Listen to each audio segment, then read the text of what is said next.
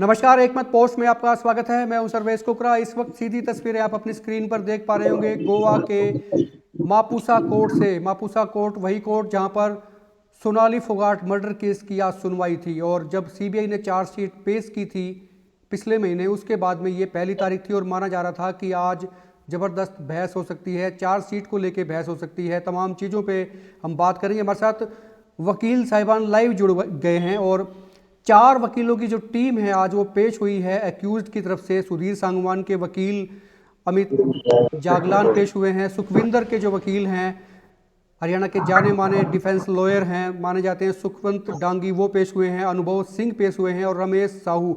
ये 4 वकील इस वक्त भी आप अपनी स्क्रीन पर देख पा रहे होंगे।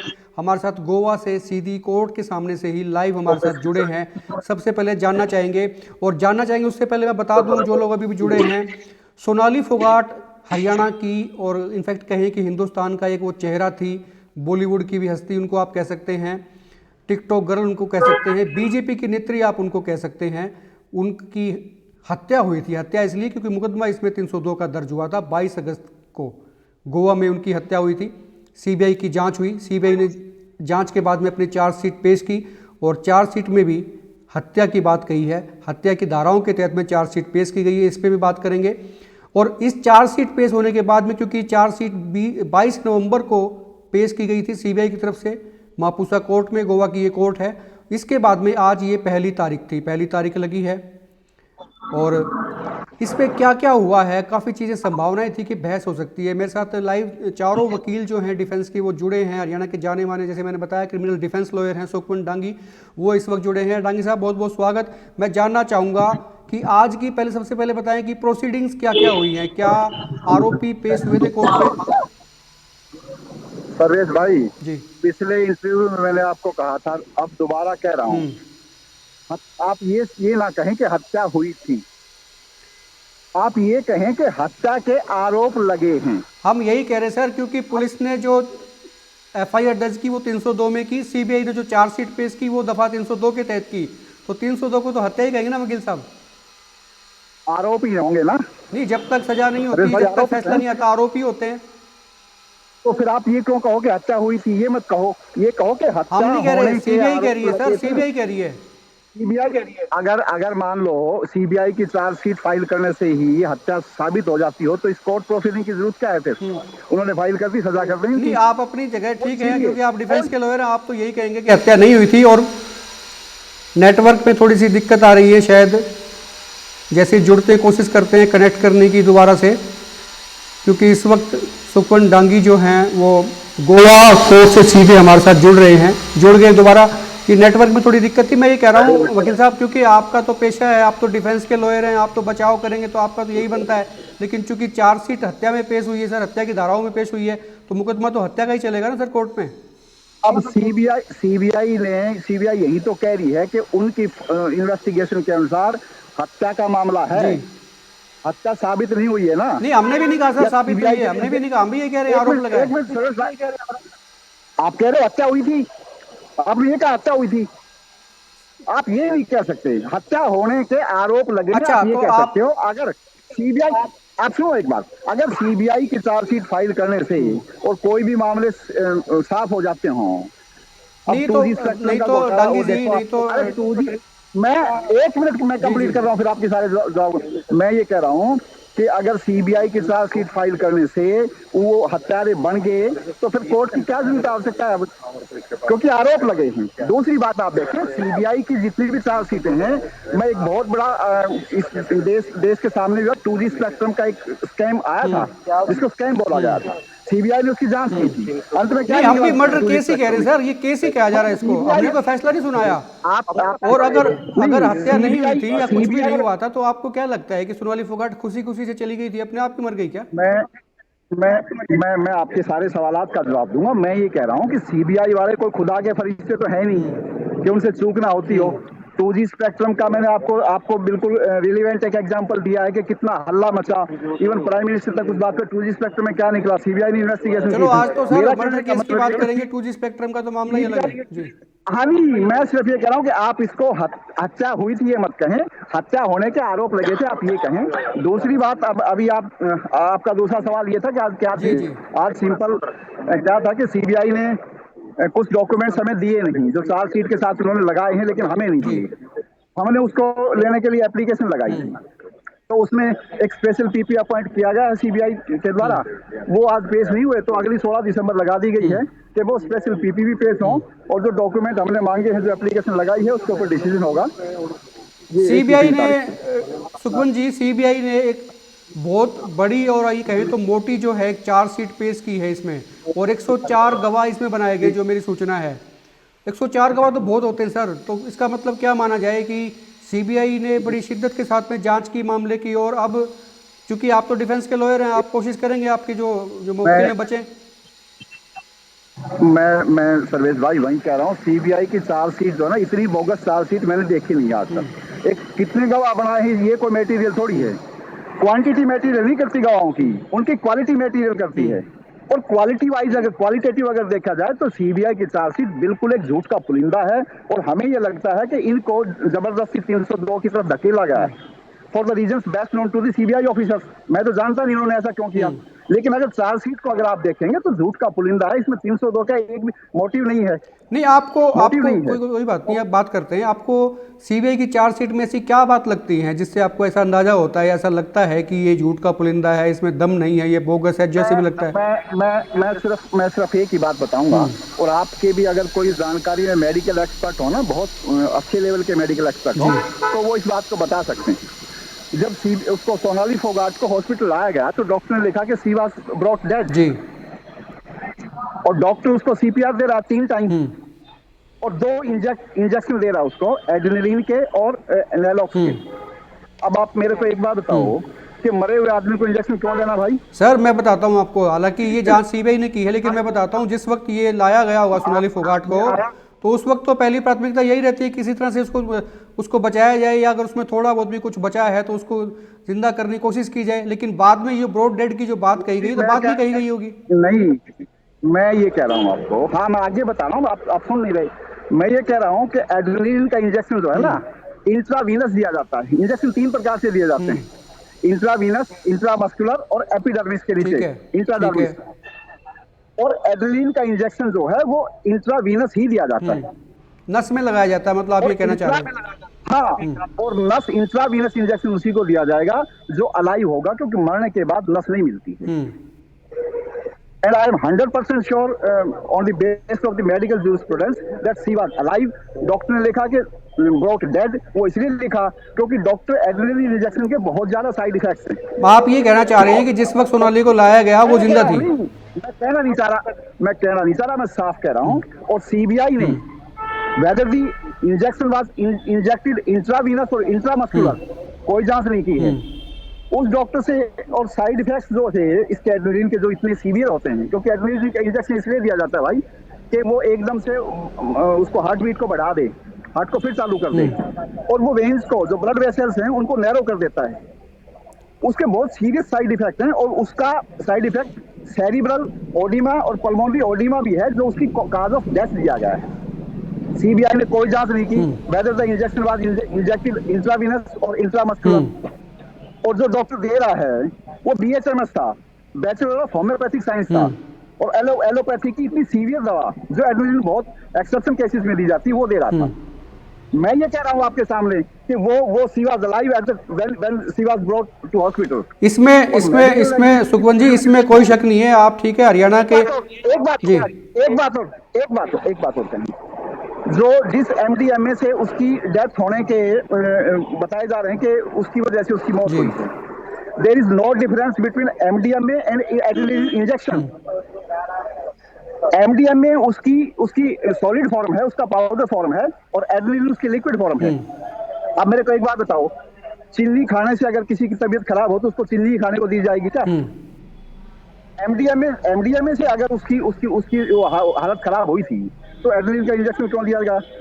या तो डॉक्टर मेडिकली नेग्लिजेंट था, उसकी वजह से मरी है, या वो एमडीएमए की वजह से उसकी हालत खराब थी नहीं। चूंकि सब लोग जानते हैं आप हरियाणा के जाने माने डिफेंस लॉयर हैं, और क्रिमिनल केसेस आप लड़ते आए हैं, डिफेंस करते आए हैं, तो आपसे उम्मीद तो यही करेंगे लोग, और इसीलिए आपको किया गया है।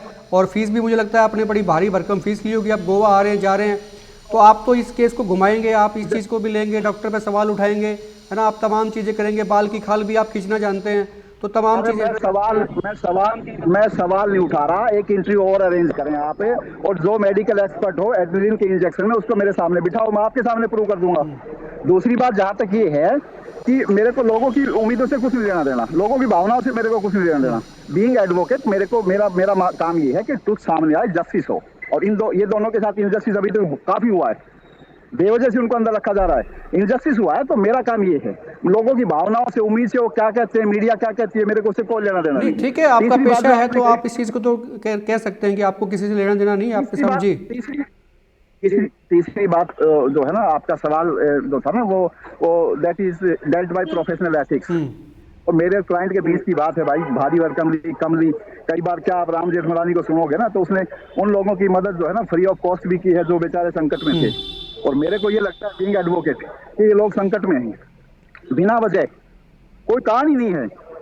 क्यों मारेंगे, एक बार तो क्यों मारेगा कोई किसी को। जहां तक सुखविंदर की बात है, चलो सुधीर की तो आप बात करो कि सुधीर उसका पीए था, सुधीर का भी कोई कारण नहीं है कि उसको क्यों मारेगा, जब उस हालात में जबकि दोनों शादी करने वाले थे, क्यों मारेगा। नहीं, उसकी ये घर आप वालों एक रहस्य उद्घाटन कर रहे हैं, कौन शादी करने वाले थे?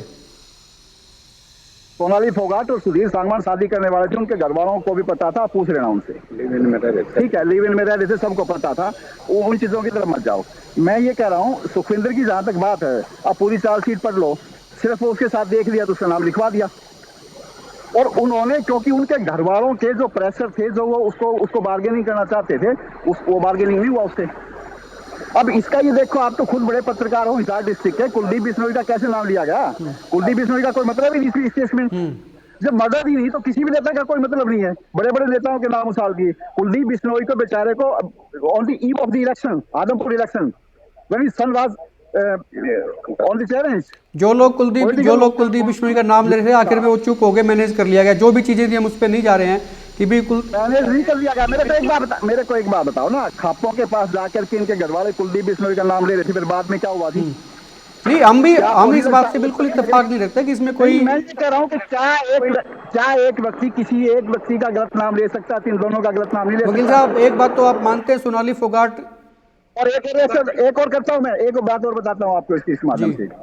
सोनाली फोगाट ने अपने उस जीजा के ऊपर एक मुकदमा दर्ज कराया था, मैं एफआईआर नंबर आपको शेयर कर दूंगा, जो बाद में बहुत, जिसने गोवा आकर के बहुत कुछ ड्रामेटाइज किया उसने सोशल मीडिया पे उन चीजों के ऊपर। मैं ये कह रहा हूँ कि कंप्लेनेंट की जो उसकी जो एक्ट एंड कंडक्ट है ना, वो बहुत डुप्लीशियस है, डाउटफुल है, और वो एक बिल्कुल एक इंटेंशन के साथ किया गया है, और बिल्कुल साफ है, साफ निकलेंगे भाई। नहीं, समझ भाई, आप ये कह रहे हैं वकील साहब कि आपके मुवक्किल हत्या में शामिल नहीं है, और आप तो ये भी कह रहे हैं कि हत्या हुई ही नहीं है। दो बातें। तो दूसरी बात, है ही नहीं तो शामिल क्या चलिए है? मैं आपकी बात को आगे बढ़ाता हूँ। आप कह रहे हैं भी हत्या नहीं है, तो आपको क्या लगता है कि हत्या नहीं है तो फिर क्या है? एक बार बताओ ना आप, उसका एमएलआर करने वाला डॉक्टर नहीं बता पा रहा, उसका पीएमआर करने वाला नहीं बता पा रहा, कोई डॉक्टर सेरिब्रल और पल्मोनरी ओडिमा जो वजह बताई जा रही है, वो किसी दूसरी वजह से भी हो सकती है भाई। उसको एलर्जी थी, सोनाली फोगाट को एलर्जी थी, उसने अपने पेट की प्लास्टो सर्जरी कराई थी, and she was suffering from many diseases. CBI ने कोई जांच नहीं की कि उसकी किसी डिजीज की वजह से भी सेरिब्रल और पल्मोनरी ओडिमा हो सकता है। इस केस में कुछ है ही नहीं।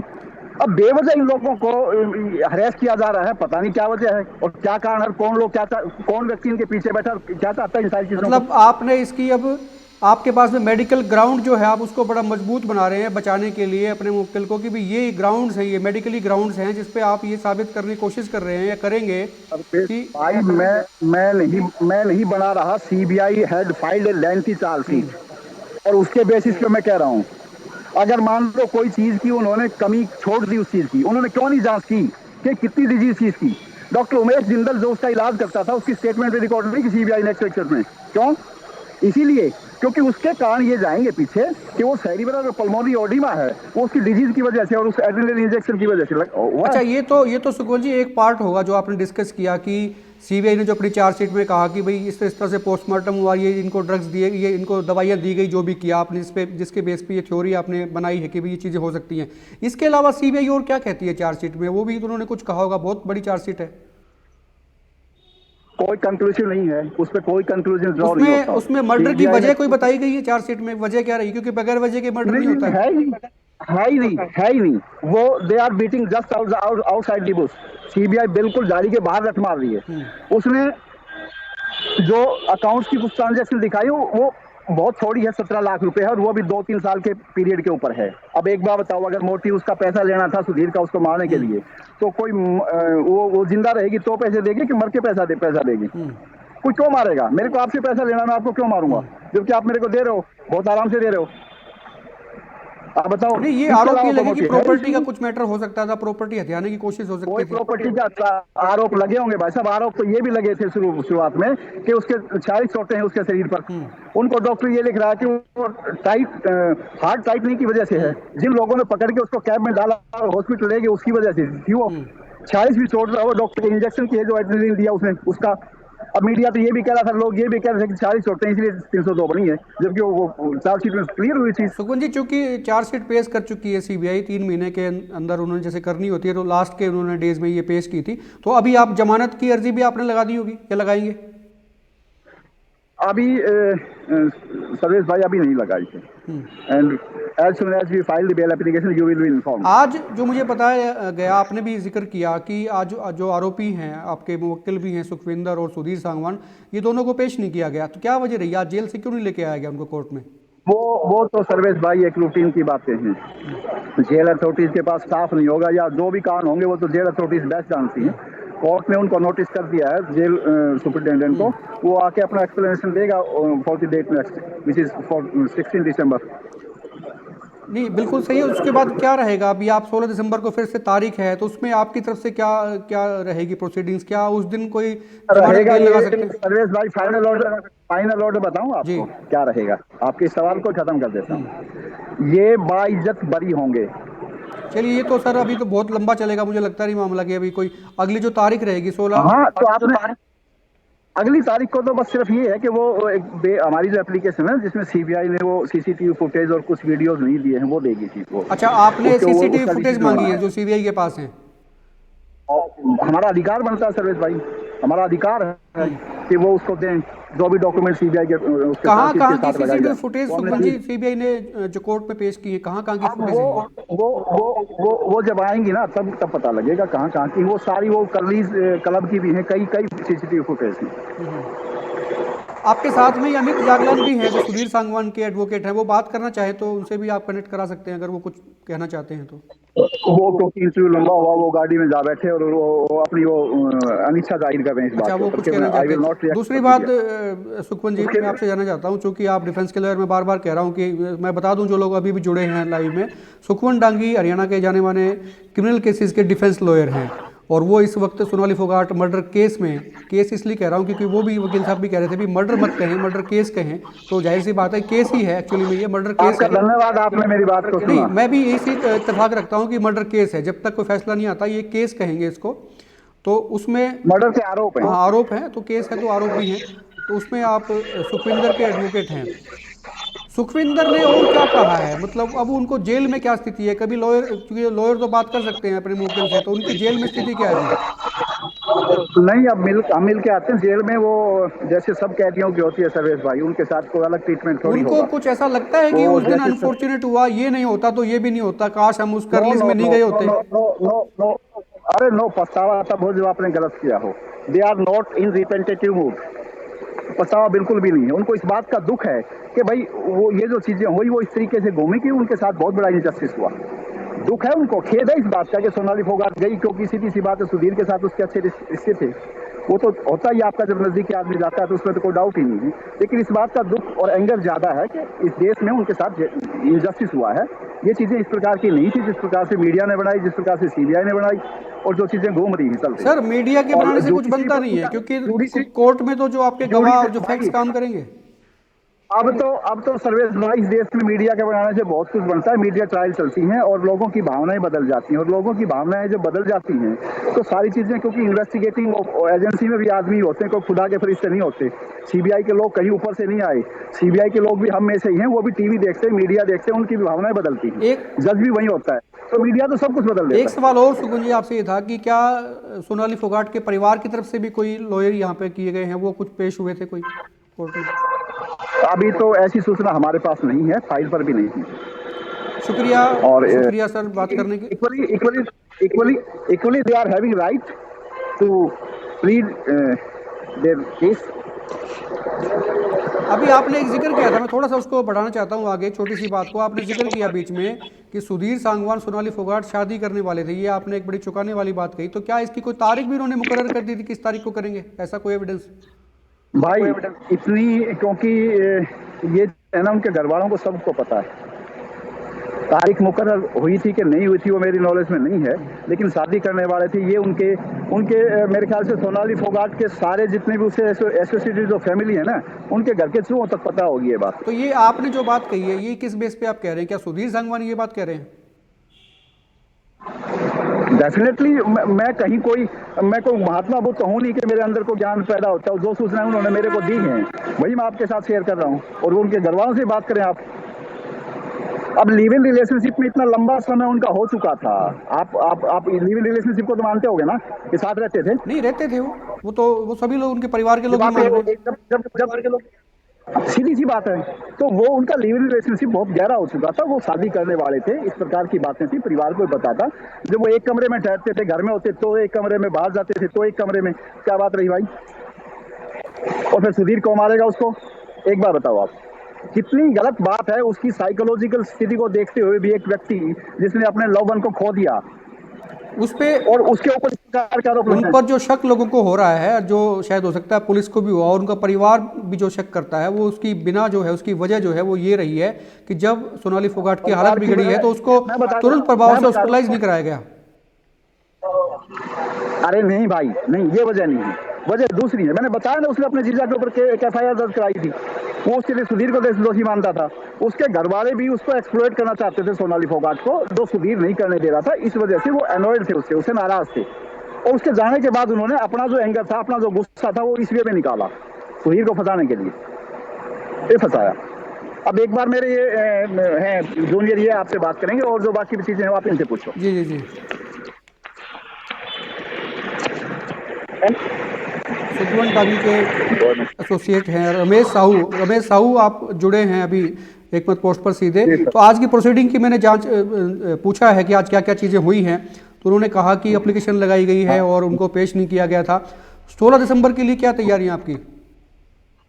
आज हियरिंग सीधी, आज हमने एक एप्लीकेशन फाइल की है। तालान सप्लाई में कुछ वीडियोस हमें नहीं मिले थे, वो हमारे सीनियर काउंसिल ने लगाए हैं, और शो कॉज नोटिस जेलर को दिया गया है, जो कि स्टाफ की कमी की वजह से कह रहे थे कि उनको अपियर नहीं किया गया था, तो उनको भी दिया गया है। और कंसर्न पीपी जो होता है, सीबीआई ट्रायल है क्योंकि ये, तो सीबीआई का जो कंसर्न पीपी है वो उसको भी इसमें बुलाया गया है। सीबीआई ने कोई अलग से कोई पीपी अभी उनको, मतलब ये कहा जा रहा है कि सुनने में आया था कि पब्लिक प्रोसिक्यूटर जो है, स्पेशल पब्लिक प्रोसिक्यूटर को यहाँ पर लगाया गया इस केस में।